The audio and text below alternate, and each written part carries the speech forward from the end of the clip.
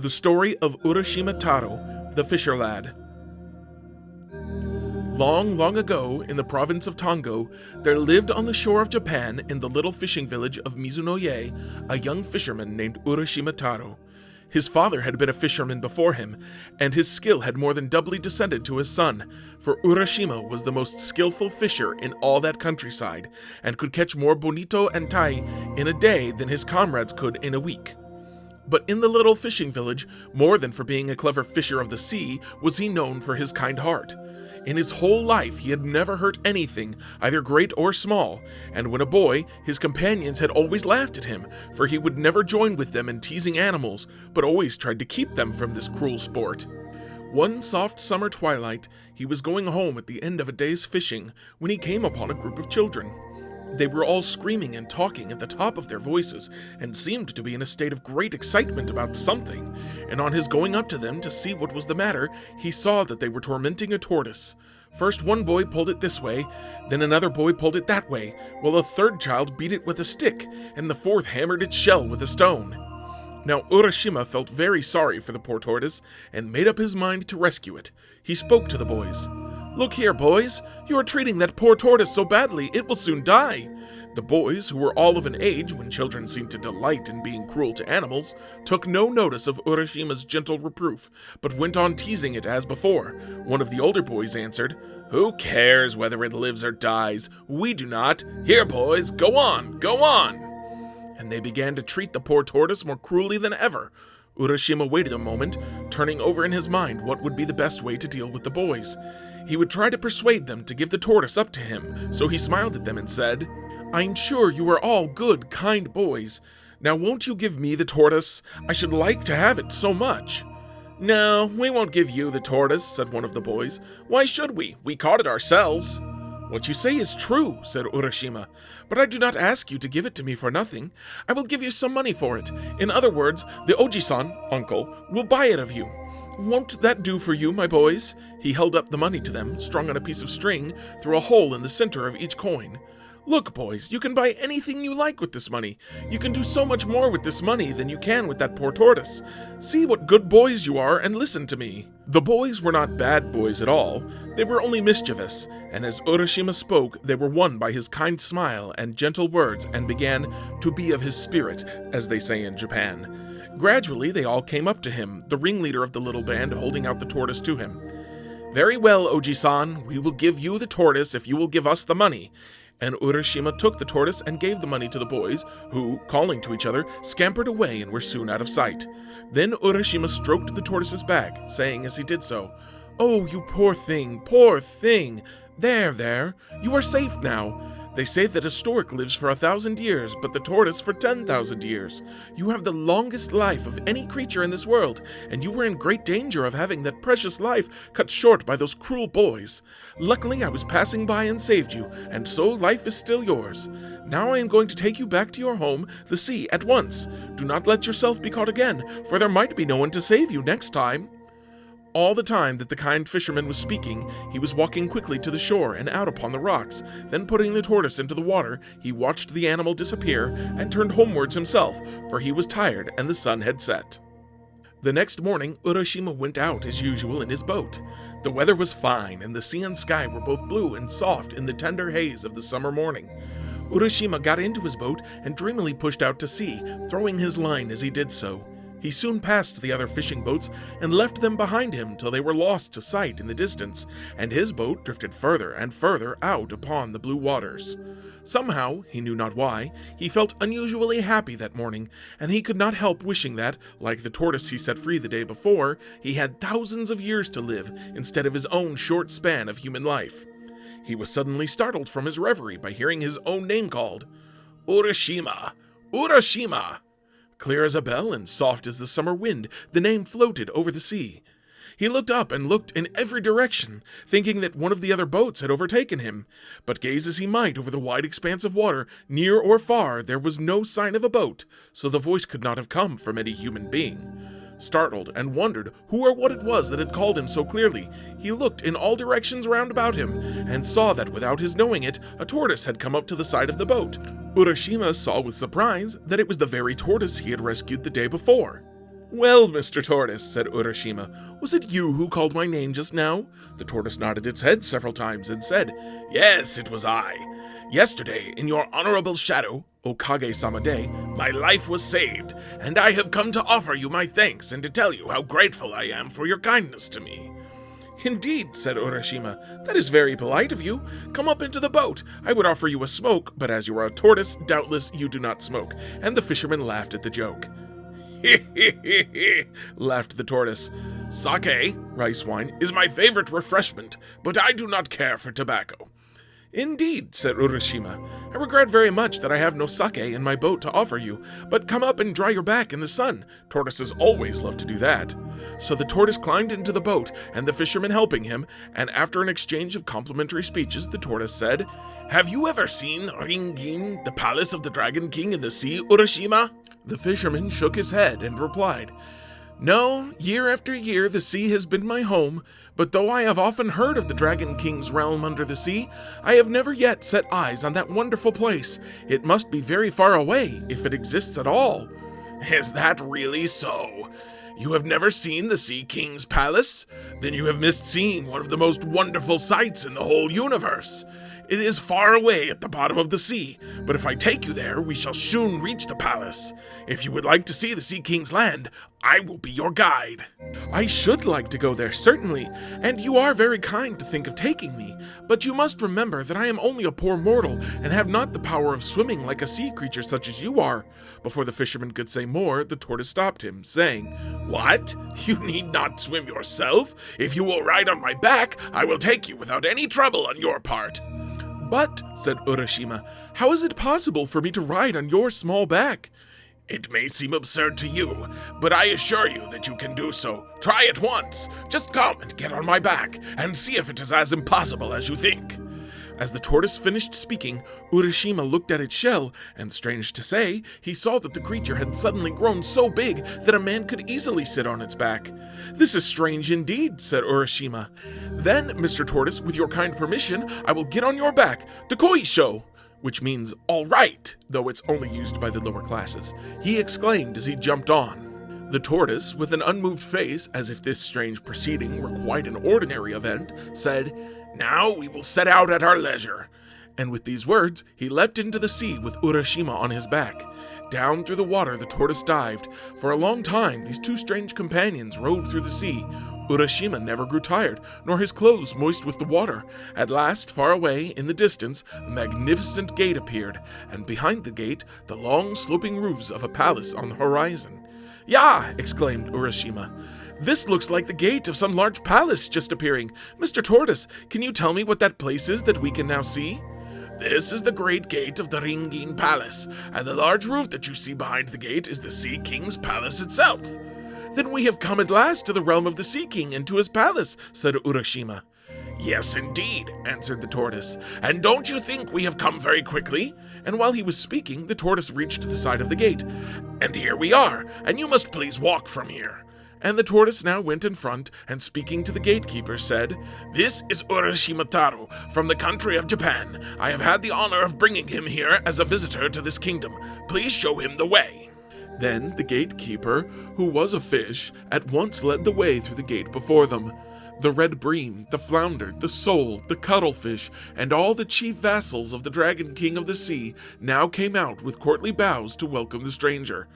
"Urashima-sama, Urashima-sama, welcome to the Sea Palace, the home of the Dragon King of the Sea.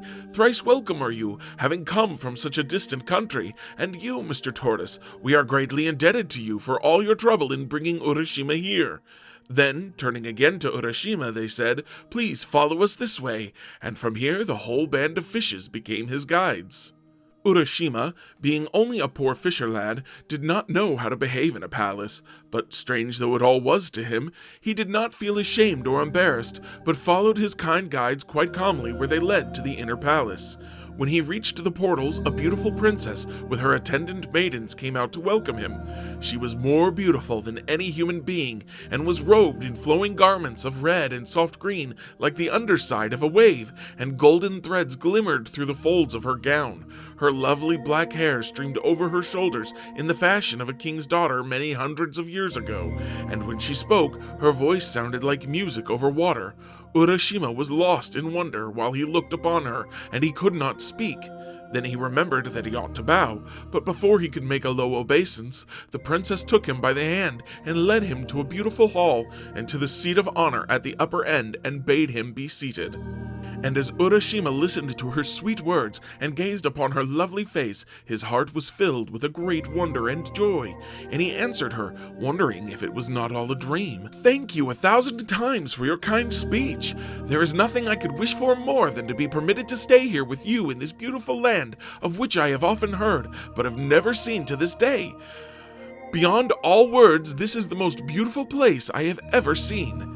While he was speaking, a train of fishes appeared, all dressed in ceremonial trailing garments.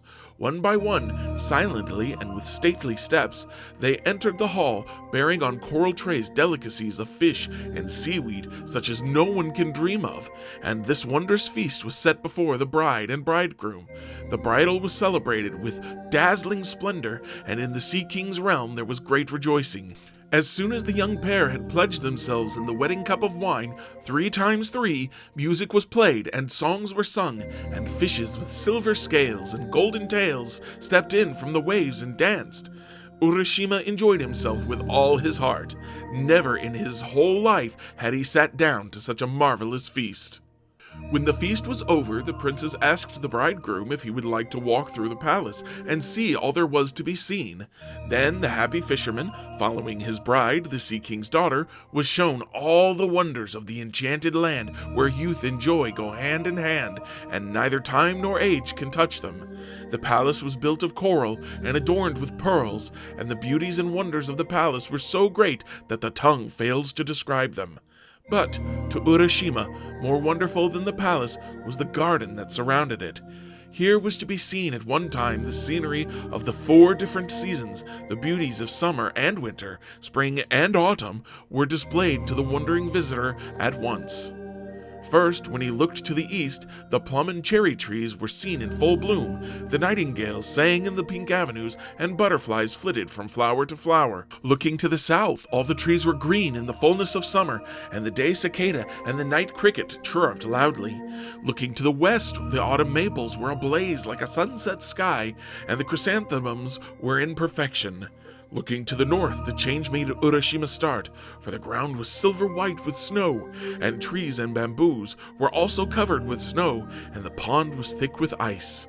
And each day there were new joys and new wonders for Urashima, and so great was his happiness that he forgot everything, even the home he had left behind, and his parents, and his own country, and 3 days passed without his even thinking of all he had left behind.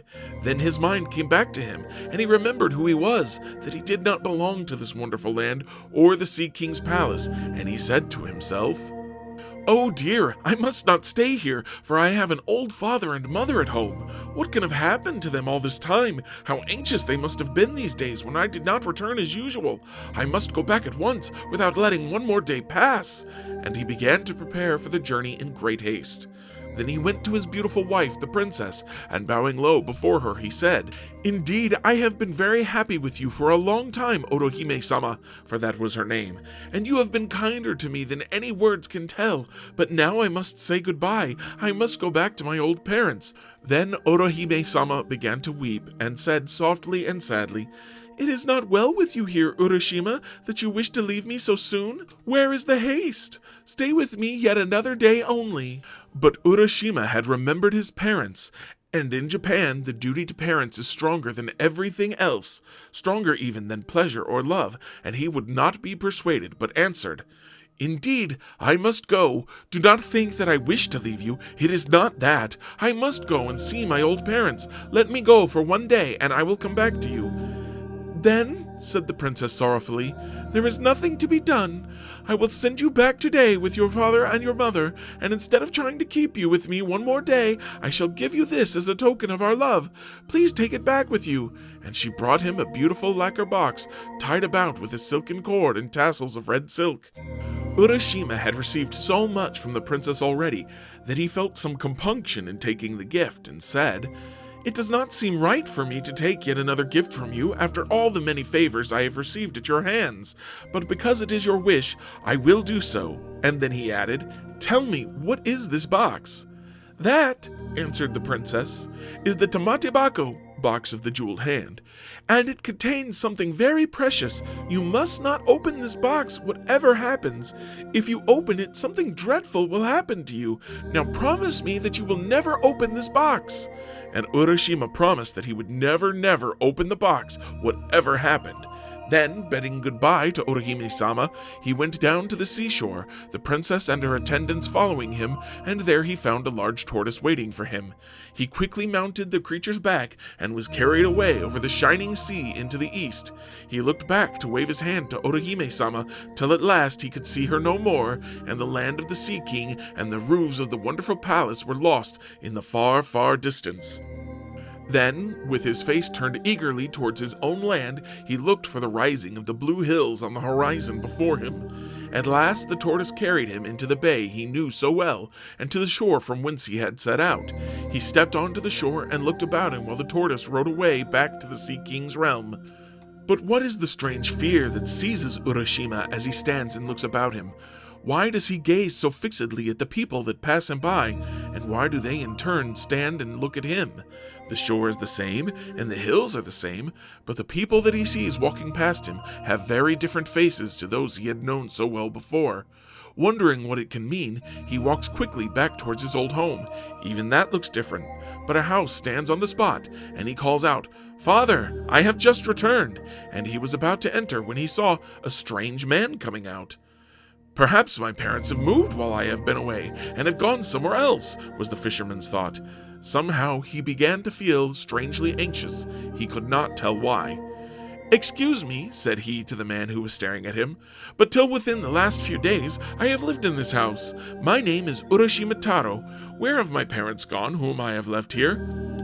A very bewildered expression came over the face of the man, and still gazing intently on Urashima's face, he said, "What? Are you Urashima Taro?" "Yes," said the fisherman, "I am Urashima Taro."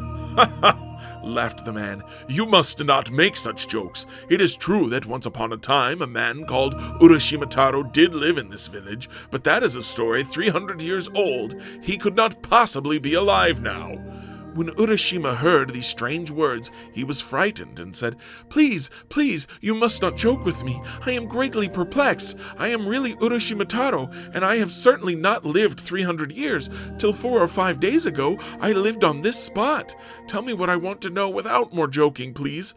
But the man's face grew more and more grave, and he answered, "You may or may not be Urashima Taro, I don't know, but the Urashima Taro of whom I have heard is a man who lived 300 years ago. Perhaps you are his spirit come to revisit your old home?" "Why do you mock me?" said Urashima. "I am no spirit. I am a living man. Do you not see my feet?" And don, he stomped on the ground, first with one foot and then with the other to show the man. Japanese ghosts have no feet. "But Urashima Taro lived 300 years ago. That is all I know. It is written in the village chronicles," persisted the man, who could not believe what the fisherman said. Urashima was lost in bewilderment and trouble. He stood looking all around him, terribly puzzled, and indeed, something in the appearance of everything was different to what he remembered before he went away, and the awful feeling came over him that what the man said was perhaps true. He seemed to be in a strange dream. The few days he had spent in the Sea King's palace beyond the sea had not been days at all. They had been hundreds of years, and in that time his parents had died, and all the people he had ever known, and the village had written down his story. There was no use in staying here any longer. He must get back to his beautiful wife beyond the sea. He made his way back to the beach, carrying in his hand the box which the princess had given him. But which was the way? He could not find it alone. Suddenly he remembered the box, the tamatebako. The princess told me when she gave me the box never to open it, that it contained a very precious thing. But now that I have no home, now that I have lost everything that was dear to me here, and my heart grows thin with sadness at such a time, if I open the box, surely I shall find something that will help me, something that will show me the way back to the beautiful princess over the sea. There is nothing else for me to do now. Yes, I will open the box and look in. And so his heart consented to this act of disobedience, and he tried to persuade himself that he was doing the right thing in breaking his promise.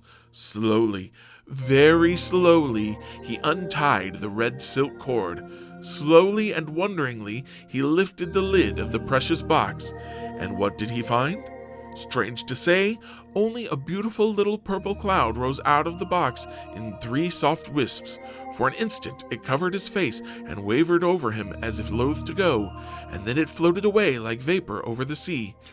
Urashima, who had been, till that moment, like a strong and handsome youth of 24, suddenly became very, very old. His back doubled up with age, his hair turned snowy white, his face wrinkled, and he fell down dead on the beach. Poor Urashima! Because of his disobedience, he could never return to the Sea King's realm or the lovely princess beyond the sea.